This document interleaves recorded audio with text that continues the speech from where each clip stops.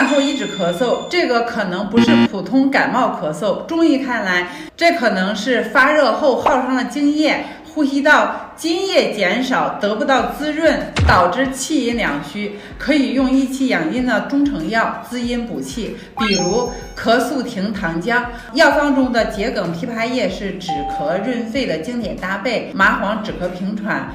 虎耳草、鸡香草清热润肺，黄精补气养阴，桑白皮泻肺平喘，以黄精配伍泻肺中之热，像流感及慢性支气管炎等导致的气阴两虚引起的咳嗽、咽干、咳痰、气喘等症都可以用它来调理。糖尿病患者可以选择咳肃停胶囊，避免糖浆影响血糖变化。我讲明白了吗？点赞转发给您身边需要的亲朋好友吧。